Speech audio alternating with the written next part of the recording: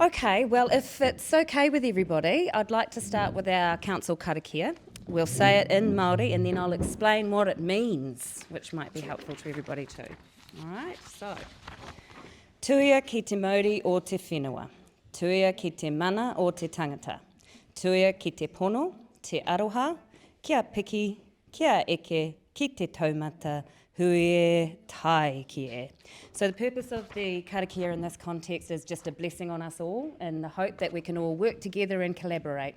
I'll give you the exact translation, but that's in a nutshell what it means.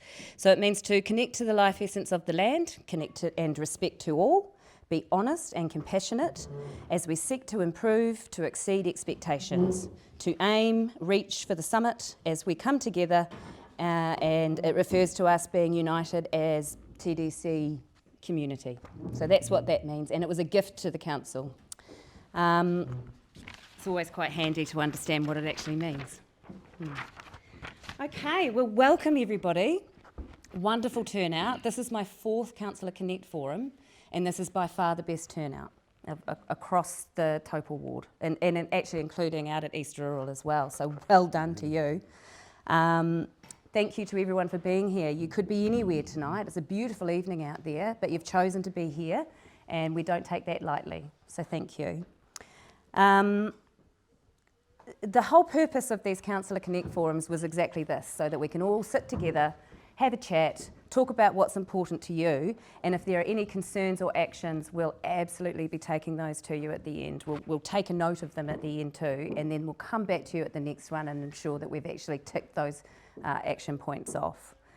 I think too, just some health and safety. I think you know how to get in and out, but if in the event of an alarm or an emergency, please make your way out in an orderly fashion via these 2 doors and we'll meet out in the front there. Toilets are that way. I think most of you know this better than I do actually, but it's down here, so I better go through it. There is recording in process, so we are all being recorded and it will be uploaded to the council website. So if anybody has an issue with that, I suggest you sit with your back to the camera.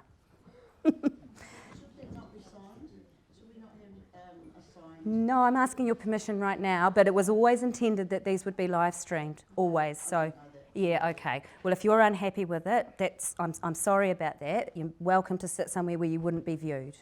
Yeah. Where are we not viewed? I don't want to be filmed. Well, the camera's right there. Just say if you know.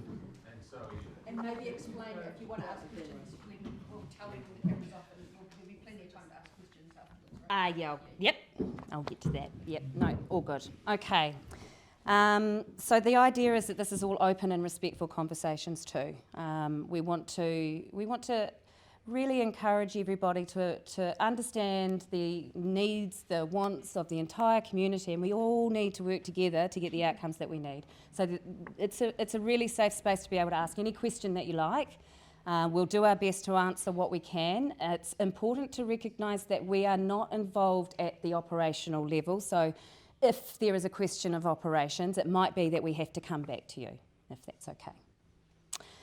All right. I can touch on a few points here initially, some of the current goings-on at Council. I'll just touch on them and then that might just trigger some questions, okay? So we're just getting into the long-term plan pre-planning. The long-term plan is a 10-year plan that is updated every 3 years. That's our promise to the community about what we're going to deliver. So over the next 12 to 18 months, we'll be working through quite a process. It's a good idea if you've got some initiatives that you would like to champion to get in touch with your councillors. This is a good opportunity too. And when we, I guess, get everything together, we'll be going out for consultation on that. That's due to be passed or I guess, June, July next year is about when that would be taking effect. Part of the consideration is rates capping, as you can imagine. So we're working towards a rates cap environment. And of course you would have heard about the local government update, which throws a spanner in the works because, as I say, the long-term plan takes an awful lot of time and effort. But it would appear we have to put a bit of time and effort into a whole new way of looking at local government. So that's something we can discuss as well. And the JMA update. So there is another workshop coming up. It's not booked in just yet. We're still going through that process with no decisions made. And I guess that's probably about it. And the Kinloch treatment plant, the community bus tours, is now live. So you can go onto the website and book if you'd like to go through and have a look at that. And that's really all I've got. So now if there are any questions around the room. Would the elected members like to introduce themselves to the... I thought I saw Steve go around and introduce himself to everyone. Hey, kia ora everyone. Steve Mananui. I'm a Taupo ward councillor. Don't know, first triennium, so still learning and figuring out the lay of the land, which, as Rachel's alluded to, is moving as we're trying to figure that out. Just wanted to come out and introduce myself, learn a little bit more about your guys' community, and see if we can participate or help somewhere. So yeah, thanks for having us. So as I wander around to Councillor Deltour, we call these the talkie sticks, not because they project your voice, but because they capture your voice for the recording. So if you are talking into them, still project your voice, but it's just to keep it nice and clear online. Thanks, Tanya. Hi everyone, I'm Nicola Delatour. I live in Nukuhau and also, that was very close to a cup of tea. Also first time councillor, voted on in October. So very grateful, feel very privileged to represent the whole district. Like Rachel said, great opportunity to come out here. And she said this is her fourth Connect forum, and what she didn't say is it's her fourth one this week.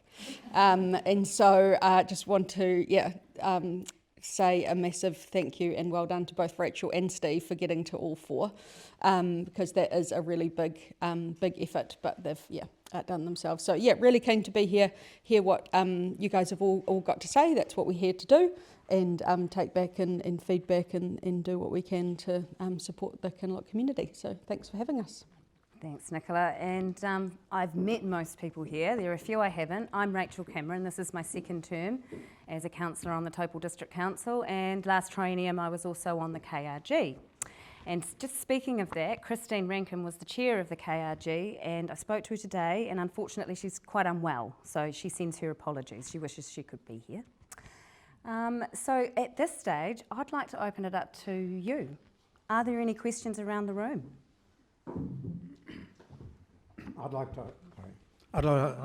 to ask a question. What is the time frame for the reforms that the government are looking to have council make? The only time frame they've given us at the moment is 3 months to come up with a plan. It was quite the bomb they dropped on us. I can't say it was entirely a surprise that they are looking to amalgamate.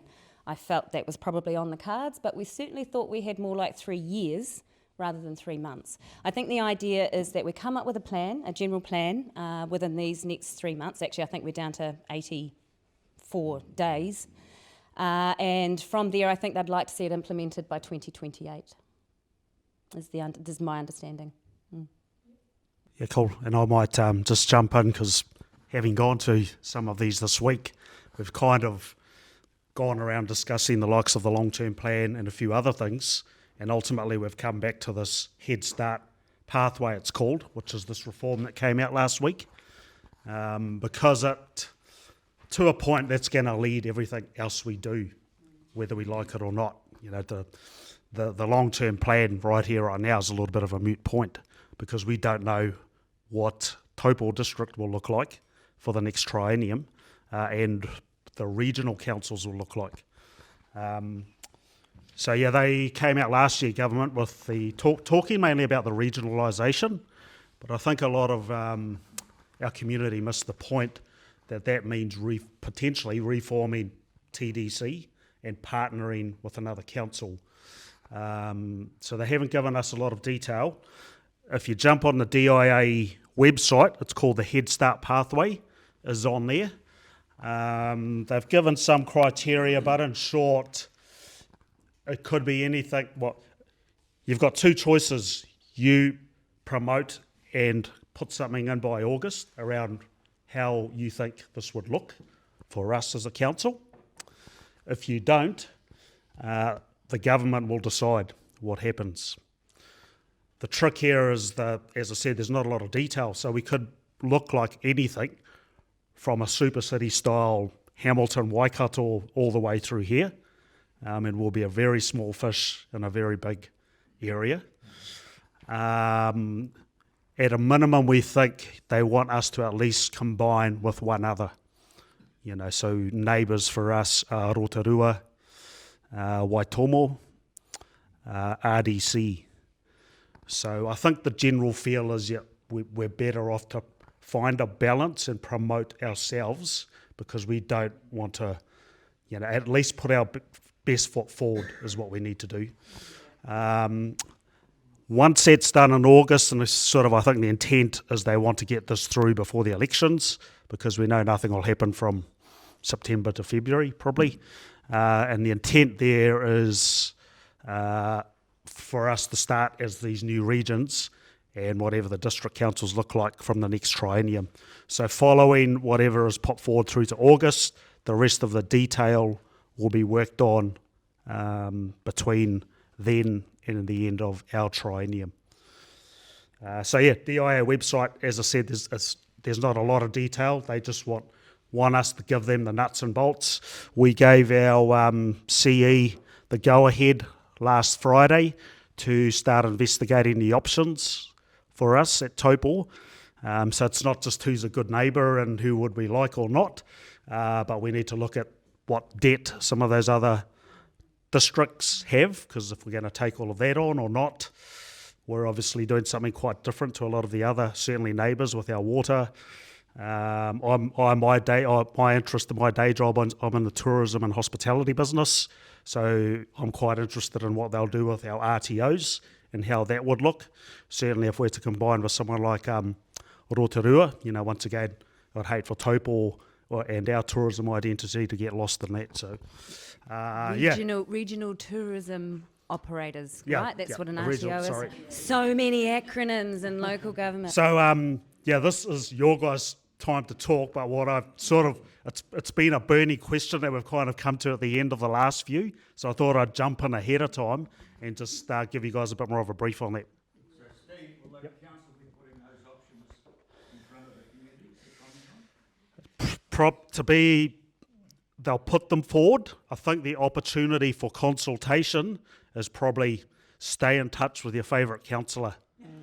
The next Honestly, 3 months, I can't see it. Because with 3 months, there's just not going to be time. Yep. So the joke is, and Mayor John and Julia are at a conference in Wellington. There's like Tinder speed dating going on between all of the mayors and all of the CEs at the moment. So, yeah. Could I just ask another question? So the status quo is not an option? No. Okay. Thank you. No. Unfortunately, it's the way that it was put out in the press release was this is an opportunity for you to do it yourself, or we will do it for you. And we certainly want to be making these decisions ourselves, because as Steve alluded to, there's so many layers to this. There are so many considerations. It's population based too, so representation around the table. It's a much bigger table. How much representation do we want? Because if we were to combine with the likes of Rotorua, for instance, their population is double ours. So although they might look good financially, our representation would take a hit. So there's just so much to consider. And then, of course, we may want to play in the sandpit with those few councils, but they may not want to play in the sandpit with us.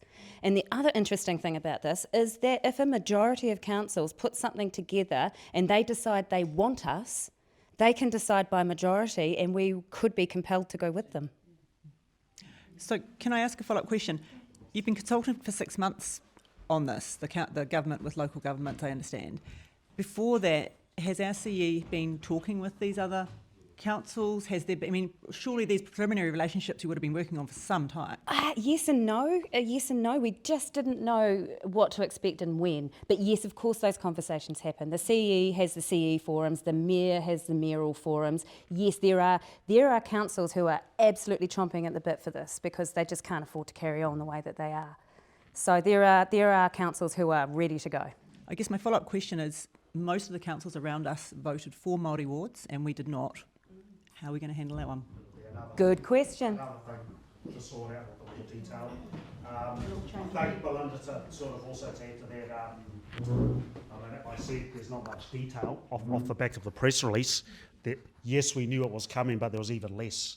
So yep, discussions were happening, but everyone's forced to come up with something now. Yep. Yeah, we knew they were going to simplify government. Well, that's what they told us. They were going to simplify government.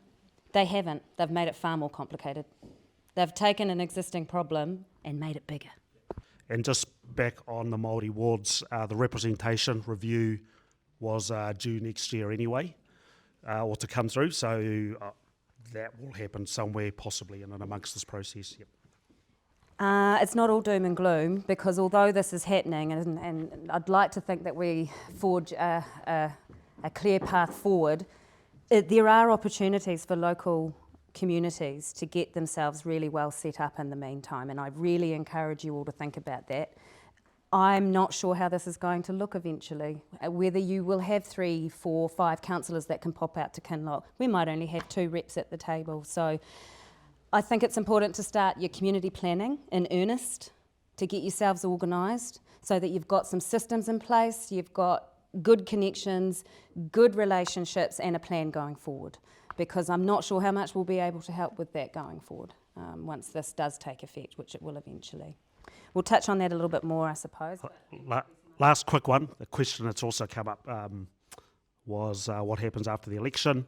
So there's no bipartisan agreement, but Labor initiated a similar process, or had wanted to, pre the last election. So as I said, although there's no bipartisan agreement, it sounds like Wellington's going to stick or move forward with this plan regardless.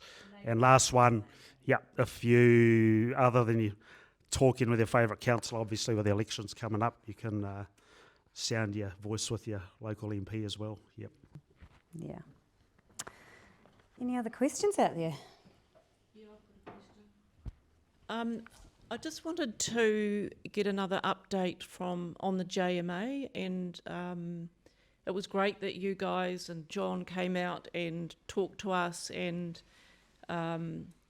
suggested really that we have a look at the draft JMA and also the legalised agreement back in 2010. So I just wonder if you can give us another update on that and how that will be affected, the draft going forward with what's on the table and maybe other priorities. At this stage, we're just waiting for the next step of the process because it's a bit unknown. The JMAs carry over as of right under amalgamation, so they will still exist. So there's still an emphasis on getting that JMA together. You referred to the 2010 JMA. That is a completely separate JMA. We're not talking about an updated JMA when we're talking about this one. It's a completely different piece of legislation that's required, this one, so we've started from scratch on it. Do we run two? No, there was a common misconception out there that it was an update to an existing JMA. That is absolutely not the case. So this one takes over that? No, it's separate. It's a completely separate function as well. It's more about, it's a completely separate function, that one. Maybe any public input, any ratepayer input into that as to how it ends up at the end of the day? The way that it's currently progressing, I don't know. I can't answer that because we're still going through a process.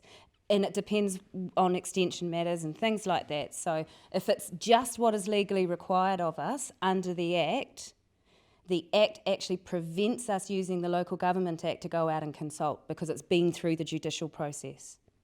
That's kind of where the extension matters and everything is a bit up in the air. So the next workshop actually is on the extension matters and getting a better understanding of those and how they fit under the legislation. They're welcome to come along. They're open to the Those are open to the public. and feedback to the Yeah, councillor. that's cool, because I'd like to know about it, because at the end of the day, I thought that the regional council was responsible for, for the health of the waterways and all that sort of thing, and we already pay them. They have a function, yes, but that is in conjunction with the Tūwharetua Māori Trust Board. Right. They are landowners essentially. They own the bed of the lake, the beds of the tributaries that flow in, and they officially own the airspace above the lake as well. Yeah, I do understand that, but what's going to change in respect if the JMA goes through? What's going to change? What's going to change? What are the clarification between the with the regional council and The regional council functions are intended to come under the new unitary authority. So when we merge, it is intended that the functions of the Waikato Regional Council will come under the new unitary authority, however that looks. The resource consenting, I mean, that's all under under the RMA. That process itself won't change. Yeah, okay, to me it's another layer of bureaucracy. Anyway, that's my 2 cents worth. Maybe we do need to go to the workshop, but I thought, and it's a legal document and we're not lawyers, so forgive us if we say the wrong thing, but it looked like the decision making for environment and short and long term planning would be made by the people the representatives on the JMA. So that's what it says in there. No, all final decision making is made at the council table. Even the delegations are council delegations, so they're legally responsible for those outcomes. So that will always have to be, the final decision making is always going to be at the council table. Okay, well, I need to look at it more closely because it didn't read like that when I looked at it, that group would come together. No, they only come together once a year. That's the intention, is just once a year. And be presented with changes, environment, developments. You mean early engagement? Yes, well that happens now under the Local Government Act. So even when we're putting our long-term plan together, there is a legal requirement to engage early with iwi and hapu. So you're saying that when those decisions are made, it is only elected councillors in the future that will make decisions on future developments and opportunities and the environment. It's under current legislation, yeah. But with the JMA, if the draft goes through, does that mean that that group will make those decisions? No. So our councillors. Yes. Okay, because then I've read it wrong, because it looked to me like that group would make decisions and be a part of the decision-making process as well as the council, but watering down our democratic right not to, at all. to have not input. at all. Okay. And as I say, those functions already happen under current legislation. That's good to know. Thanks. Yeah. Thank you. I believe those are the workshops, if you can't attend in person, they're also up on our website as well, so you can watch it at your leisure. There's a page on our website. You can click on it, or you can just go YouTube, Taupō District Council, and And I think because under legislation there wasn't an opportunity for consultation, us as a new council when we came in, because it had been passed over or deferred, decided we'd start those workshops from the very beginning again. One, for us, but two, because the profile of the whole thing had been raised in the community, it was the opportunity for everyone to come along and learn and listen. That was as far as we got. Rachel kind of also alluded that we'd at least run that process, see where we landed, and go from there. There's quite a process to still go through. Quite a and process. It is still a draft. It's a draft. But under this amalgamation, under this amalgamation, haven't they learnt the muck-up they did with Auckland when they amalgamated all the wards in Auckland? You'd think so. Huge debt, government buildings closed down. This is ridiculous. I don't disagree with you. But I don't know how to answer that. I tend to, I hear what you're saying and agree with some parts, but also 67 councils in a size of New Zealand is also a little bit ridiculous, and something does need to change, and lots of councils are struggling, financially, so that's not working either. So even though maybe that we have learnt from Auckland, and there'll be lots that, we can put in place to not have that happen, but I don't think it's because that didn't work so well up there, this won't work, but Let's learn from the mistakes. Just while I've got the talkie stick, if anyone's got any questions for any of the councillors or staff and don't want to be on camera with those, there'll be lots of time. We'll be here afterwards, so don't feel like if you don't speak while the video's going, that's what the cup of tea and chocolate biscuits are for, so we'll be around. Which way do I pass this? I've got one more question. That way. But closer to home, and that is there's quite a number of projects going on in Kinloch right at the moment, and I know there's money set aside for lake beautification and kindy and all sorts of things. Well, those, I don't know if they're, maybe Belinda might be better to talk about that, but with all these changes going on, will those things still go ahead, or are they put on hold, or how do we all fit into the proposed changes and planning for that? Well, at this stage, we're still proceeding with the long-term plan because we are legally obligated to do that, and the government has said, business as usual as well. So at this stage, we're business as usual. So yes, there is provision there, and what's in the current long-term plan will still go ahead, and now we're going into the new long-term plan. We just have to forge ahead with that as we would any other long-term plan. So what works are in in the program? I honestly couldn't tell you off the top of my head, but perhaps we can add that to the agenda for the next one, and we can have a list of the projects and a bit of an update for them. Yeah. If there are specific things that you would like to discuss, please let us know. This is your forum. We've come here today with a few little bullet points and, a little hand around about these reforms, but ultimately we want to know what it is you want to hear about. So feed into us, and then we can ensure that we've got some information for you.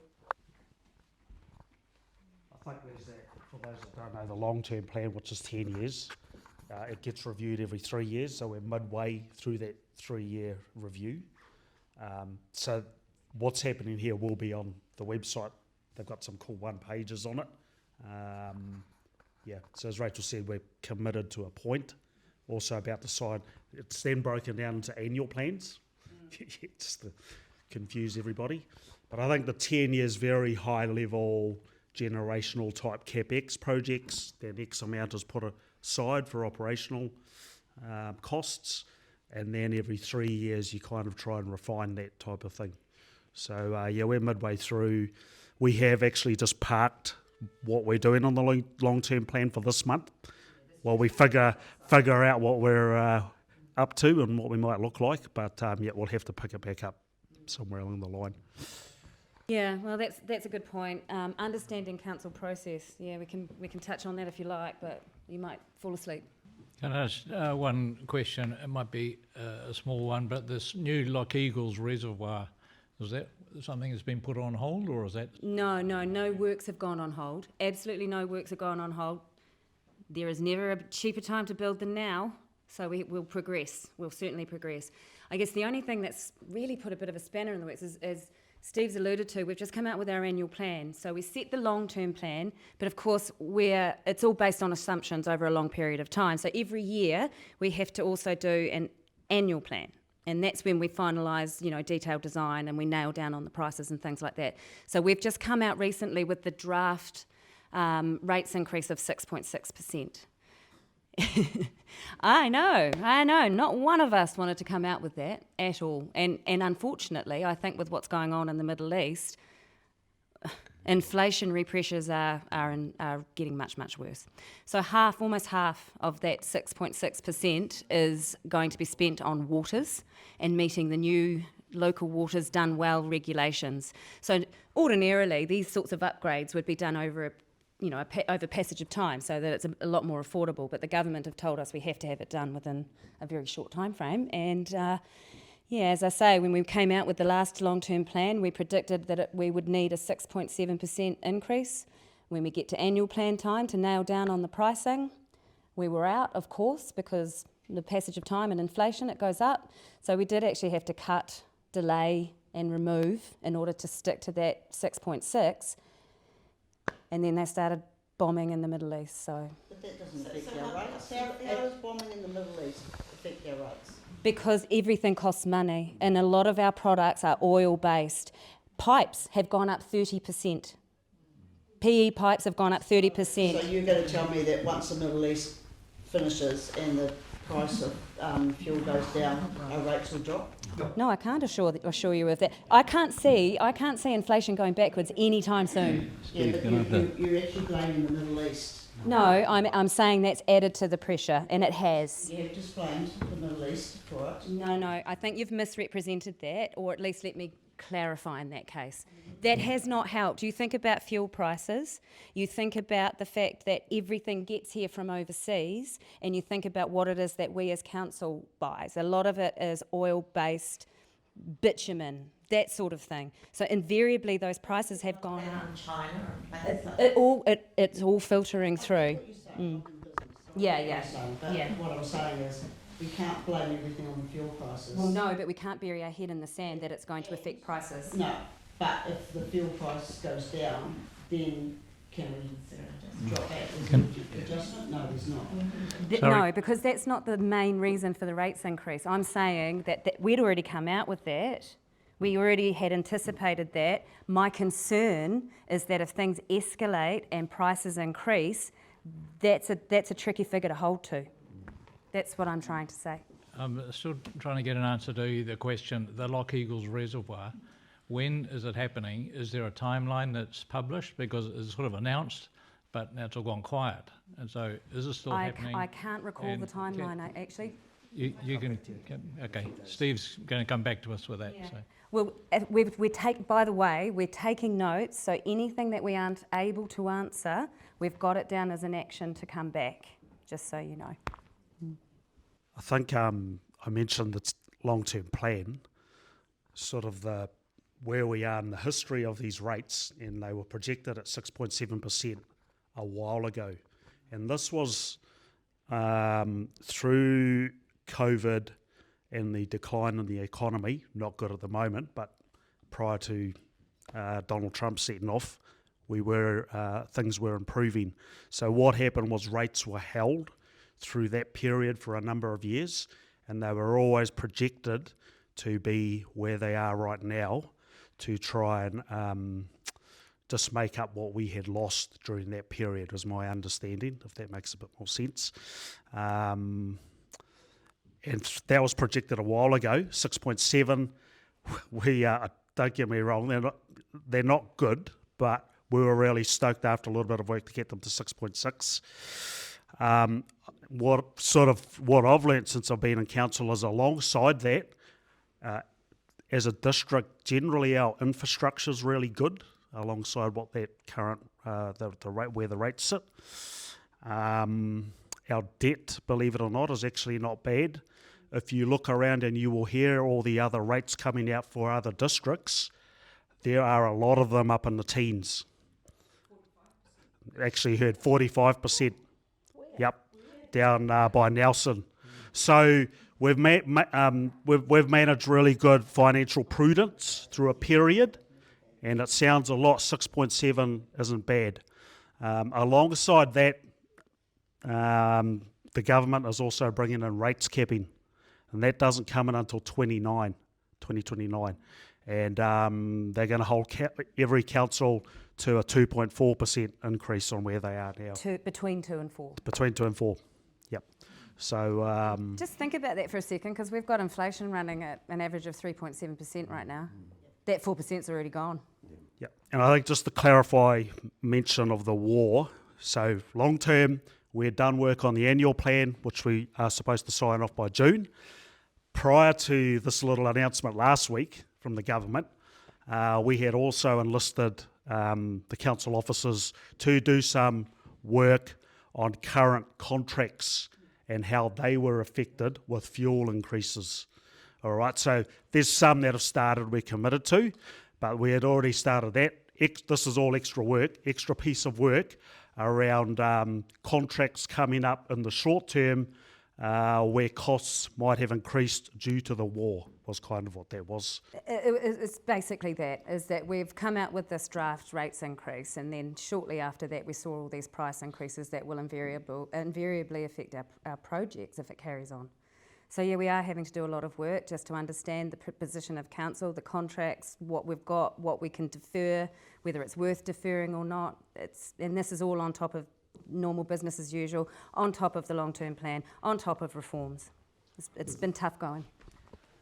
Is there any update on the Kinloch Reserve Management Plan review?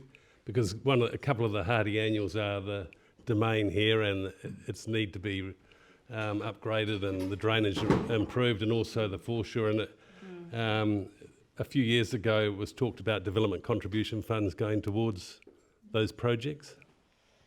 I can't go into a lot of detail about that, but yes, there's a reserve management plan omnibus planned.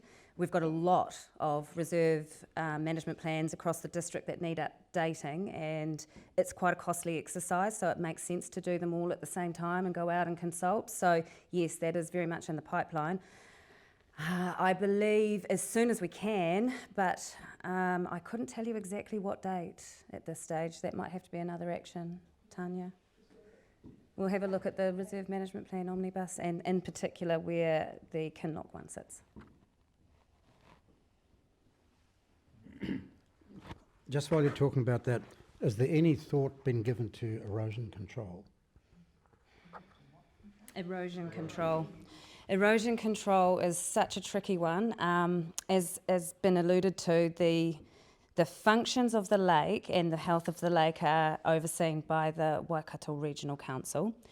It is also managed by the Tūwharetua Māori Trust Board, and there are leases that and resource consents that allow the power companies to adjust the level of the lake. So it's a very difficult situation to be in for council, because of course we want to help with erosion control, but we have absolutely no control over the levels of the lake. So there's ongoing work there with iwi and hapu, because they're very, very keen to get this resolved as well, and with the power companies. But I can tell you this: it's a slow burn. So, is there any merit in us approaching the regional council? I don't think it could hurt, and we do have a Waikato Regional Councillor, Mike Downard. Perhaps make some contact with him. I don't know the answer to this problem, because these leases exist, these resource consents exist, and as long as the lake is doing this, which it's done naturally forever, these things are going to happen. So we have to probably look at some engineering options, which, are not going to be cheap. So this is, as I say, this is going to be a slow burn, I think. Because we've lost 2 metres of foreshore since Christmas. We've got issues all around the lake. Down the southern end of the lake is even worse. Yeah.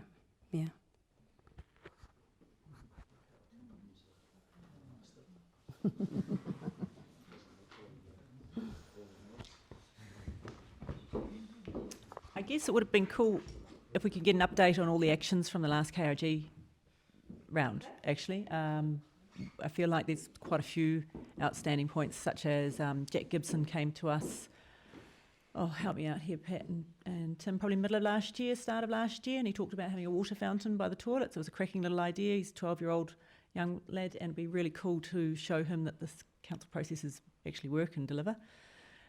We did reach out, both the KCA and the Kinloch Family Trust, and said, look, if it's a matter of money, let's ask, but tell us how to do it and what it's going to cost and where we can do it. Don't get hamstrung by saying we have no money. We get that, but we do need, process and permission, because it's TDC land. And also definitely need second quotes on them, because I know sometimes TDC gets quotes that are different to what you and I might be able to get. Also, I'd love to get an update officially. I know I've been involved with some of the bus conversations, but that also circles around to something that's been going for some time, which was safety crossings, that was at it all kicked off the footpath along Whamata Streamtail and a lot of the safety at the intersection of Kinloch Road and Whangamata Road, but would really like to know the one that actually caused the accident was the crossing outside the golf club, and there was going to be a second crossing further down. Now, I know there was a delay because it was waiting to see what happened with the Henry Hall Trust development, but, you know, it'd be good to have TDC communicating that all out and getting through those lists, please. So thanks, Belinda. That just leads on to the question I was going to ask, which is exactly related to that. I put some effort into trying to identify options for managing traffic speed on Whangamata Road in the 60k area, which doesn't look any different to the rest of the 100k areas, which is the issue. And we talked about shifting the Welcome to Kinloch signs out to where the 60k speed limit starts. We talked about a few other things. I looked into it myself with council staff, and I'll mention it now because, first of all, I'd like I don't want to get it to get lost out of that past. I'd like to have an update on it. However, I don't want the same response again, which was that that length of road isn't as wide as a state highway, so we can't do anything. And I know that's not the right answer. We need to do better than that. Yeah, I would just say, yeah, operational, I guess Tony's probably the best person to answer that, but I'm getting some nods behind me in terms of being able to get an update through to you, so might just make sure we've got your email so we can do that directly. But yeah, it's certainly interesting. Just I might follow up, Glenn made a really great presentation to the KRG on it, and Yep. we've got recordings of that if you need to go back through, Yep. because it was a significant piece of work and 25 years experience, 30, how many? 50 years. So, you know, it's not just me. He's not just Joe Blogg's member of the public. Glenn's got a lot of knowledge behind this, so, you know, it would be respectful to acknowledge that. Yeah, thank you. Just another question. I'm just going to walk straight across. Thank you. Just another question regarding roads. If you turn left out of Whangamata Road and go through the gorge, there's been some roading improvements there. I don't know whether they're finished or not, because the road, a couple of years ago, there was a young couple had a very bad accident. Somebody was killed because the road was very slick. There was no metal on the road properly. They've, I think, improved it, but not. If you go there, it's very slick. There's still road cones out there, still a few signs, but there's no work happening. And I would hope that some more bitumen or something would be put on that road where it's windy, so that there's not another fatality. Actually, as it happens, that fatality involved my best friend's daughter and her partner. They passed away. Yeah, it was devastating. Devastating. Yeah.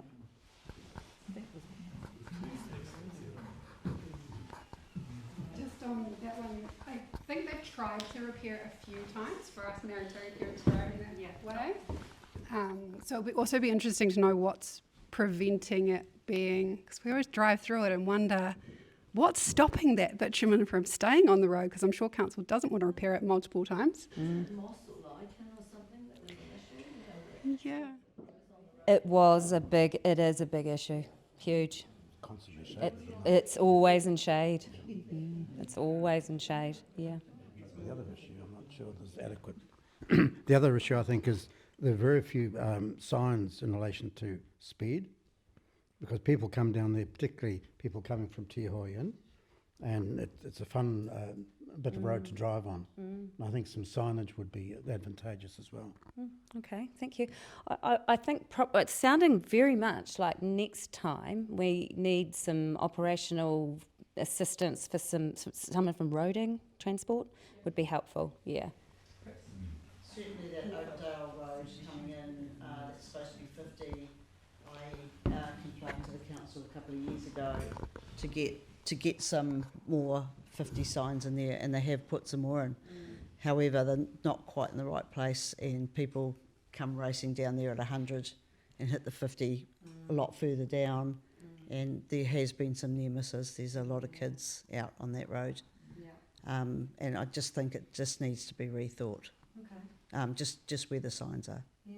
Okay. Yeah, Glenn? No welcome to Kinloch sign at that end. No, there isn't. Yeah, but it's also, people think it's an open road still. Oakdale Drive, the new road into Kinloch. Sorry, just making sure we're capturing. Have you got another question, Belinda? Someone else, actually, who can't be here. Oh, okay, perfect.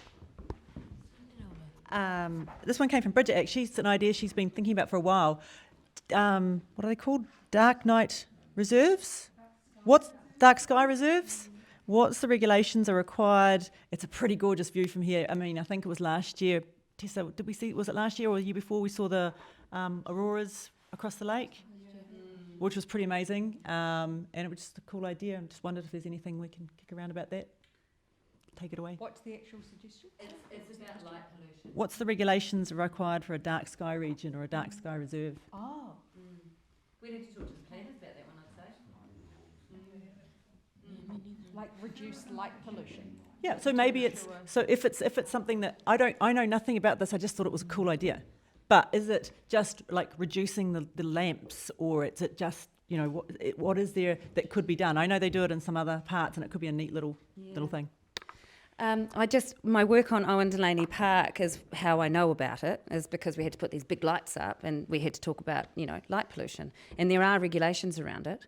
But in terms of a light or dark sky reserve, that's new to me.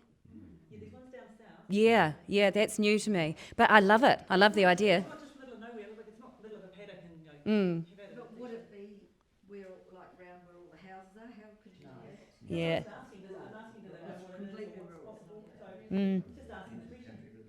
It is regulated already under the RMA. I know if you're going to have a lot of very, very bright light and it's in the wrong area, you have to get a resource consent, for instance. But I know that it is a factor.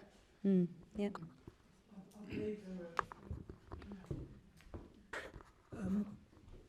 In the link that Bridget sent you, there's quite a lot of information about dark sky reserves, and I think there are 10 in New Zealand, and they cover small places like this, and you can still have street lighting, but it needs to conform to down lights.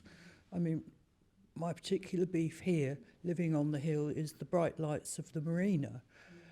That's just a personal thing, because it ruins the night sky.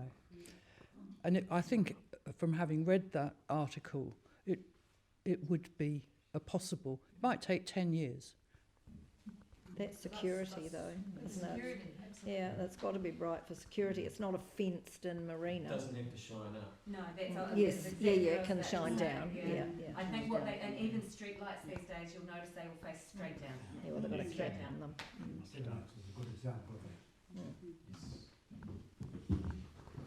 Anybody else need the talkie stick? Can I just ask if you could re-clarify for all of us with regard to the developer contribution funds?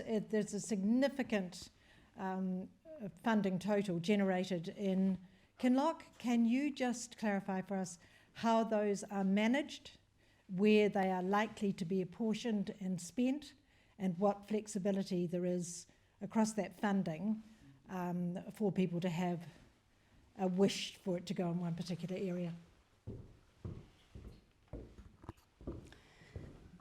Development contributions are collected for growth projects. So typically, and actually not typically, legally, they have to be used in that way. So there is some discretion, but it's got to be equated to growth, is how development contributions typically work. Growth would benefit across the community. Yeah, essentially, that's how. On the eastern beach. It's generally used more for infrastructure, to be fair. Yeah, water infrastructure and things like that, roading. If we need another bridge, for instance, development contribution. Would the beachfront fall into that? Yes, yes, it would. Can I clarify that for everybody here? I've been responsible for the developments with Seven Oaks and with Lock Eagles. The DCs are an enormous sum nowadays. It's $50,000 per section. It's divided up into district-wide roading, local roading. The local roads, you have to put them in yourself as a developer. There's water supplies, there's wastewater supplies, and that's to pay for the upgrades. So all these new upgrades, the new water system we've got, the upgrades to the treatment plants, all paid for by those DCs. Oh, partially often, not in full, yeah. It usually only goes a certain way. And there's also reserves, and the money that's taken for reserves has to be spent. And by the way, all of these contributions have to be spent on that thing. They cannot be taken by the council and just used as a tax. They've got to be spent on that thing or given back. So we look forward to that day.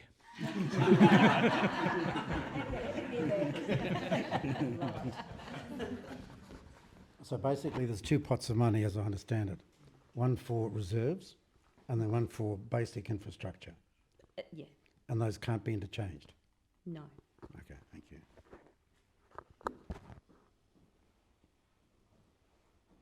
Okay, any other questions at all? If not, we can just call an end to the formalities, if you like, the informal formalities. We can just have a cup of tea. Just one thing, does the council have an overseer that goes around to find out what work's required in the area? Just general sort of maintenance, and the word maintenance is pretty big.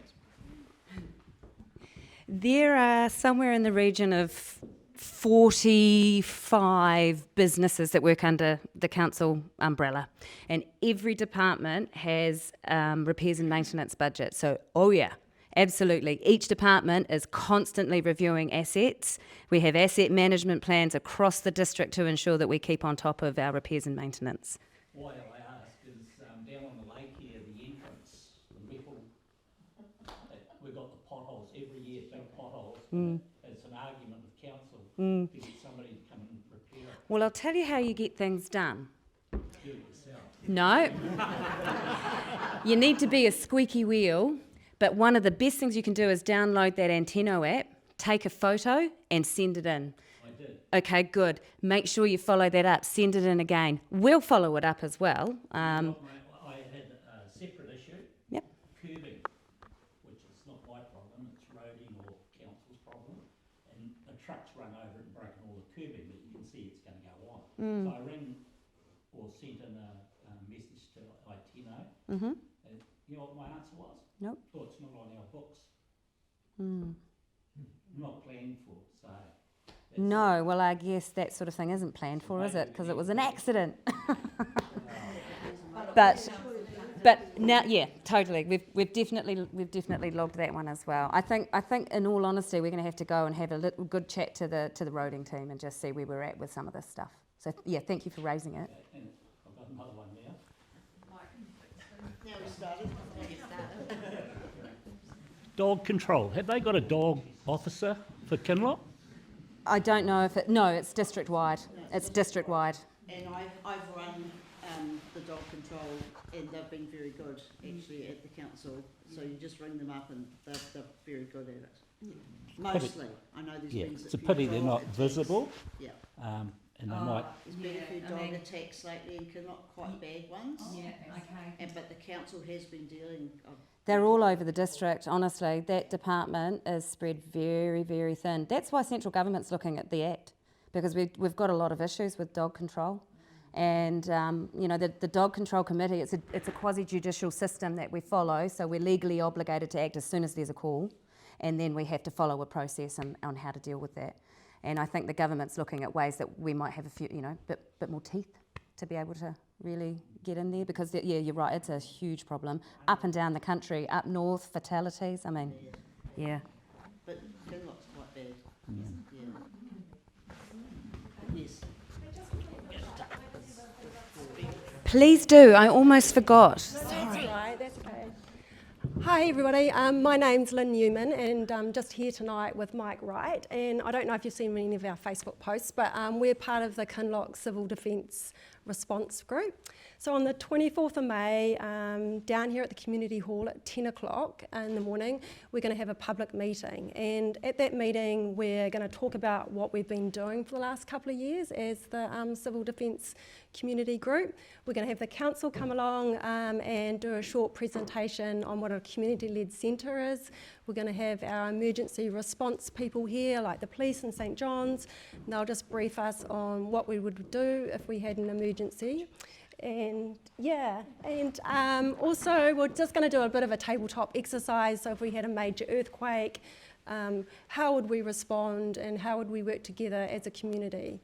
So if you've got some free time on the 24th at 10 o'clock, come down. We'd love to see you and tell your friends and your neighbours about the event. And if you've got any questions, you know, please come and chat to Mike and I. And I've got a few flyers about the event, so yeah, please feel free to grab one before you leave. Yeah, thank you so much.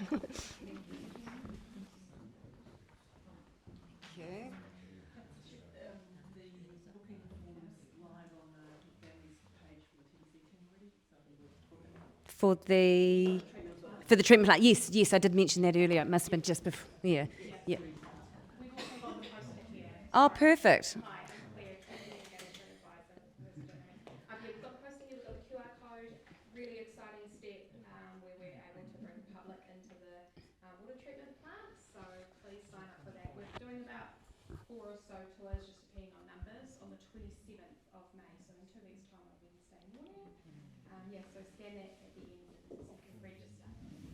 I was fortunate enough to have a tour when that opened and when it was commissioned. It's quite incredible, actually. I didn't realise how interesting the three water space actually is.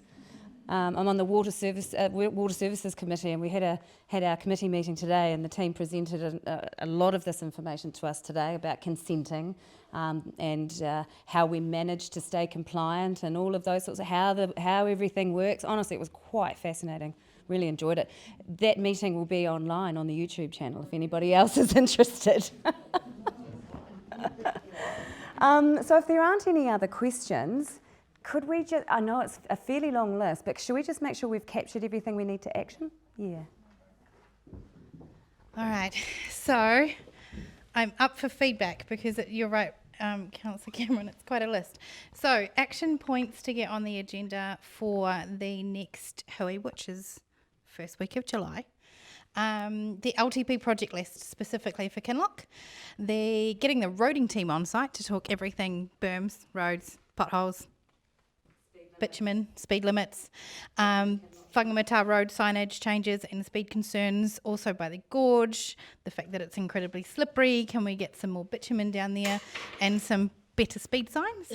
The bus crossing, also some signage around Oakdale Drive, the water fountain status on that project, the reserve management plan, the timeline for that, and especially potential timeline for public consultation, especially Kinloch reserves, and the Loch Eagles Reserve, a timeline on that project. So and what we've discussed tonight is everything from the amalgamation to community-led planning opportunities, JMA workshops and understanding the democratic process that's in place, Kinloch projects versus the long-term plan, the rates increases of 6.6%, erosion control, and is it a WRC conversation? Dark Sky Reserves, Belinda, can you flick me that link, please, so I know where I'm going to ask a question, if you're okay to.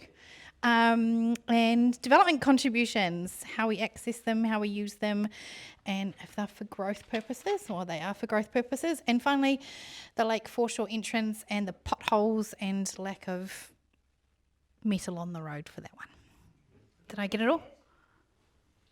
Just a question about, you brought up the LTP, and I just heard that we're going to have the next meeting and feedback is not till July, and it may well be too late to get anything in the LTP. Oh no, the LTP is not going to be passed until next year. 18 months it takes. It's a long process. Yes. Yeah. One of the issues that I was feedback was budget available for the stuff that we were asking for. Yeah. And obviously that's an LTP issue. Mm. Yeah. Yeah, actually that's true. Yep. Yeah. Our engagement team sitting over there has been anxiously wanting to come out and talk to everybody about the LTP. But last week's little spanner has thrown a waiver in there. So the teams are doing a little bit more rework in that space and what that looks like. But yes, they're chomping at the bit to come out and talk about it and look at the list, see what's still relevant, what we need to add, what is the priority for Kinloch. And Claire, you're still out here. What days are you out here? So I come out here monthly for, me and my team, a little pop-up at the lakefront. We were there today, but usually it's the first Thursday of every month on a Thursday, 2 p.m. till 5 p.m. So yeah, please come and chat. We had about 9 or 10 people today, so it was great. Yeah, always meet new people, which is cool. And it's a good way to feed into this too. If it's easier for you to pop down and see Claire and say, hey, we'd like an update on such and such, do it. Whatever is easiest for you to feed into us so that we've got updates that you want to hear. Yeah, absolutely. Please bring your questions, and we do try and preempt as well what you might be wanting to know, and yeah. Anything to add to the action list, or do you think we got it all? If not, in that case, I'll close with the closing karakia, and then we can have a cup of tea and an even more informal chat for those that are wanting to.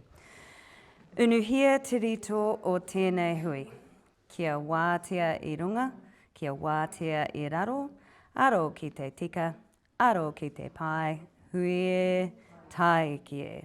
So the purpose of that particular blessing is to remove any angst or stress that may have arisen during this meeting, to be free of anything that impacts your well-being, that we will act with integrity as we pursue our goals, as we come together to achieve the outcomes. So that's what that means. So thank you all so much for being here. Thank you to the councillors that made the time as well. Staff, as I said at the beginning, you could have been anywhere tonight. It was a beautiful evening out there as I drove in. I did just go around and have a look at the lake because, boy, it was stunning. What a gorgeous place to live. So thank you all for being here. Please have a cup of tea and a biscuit, and we'll be around for a bit longer if you want to talk.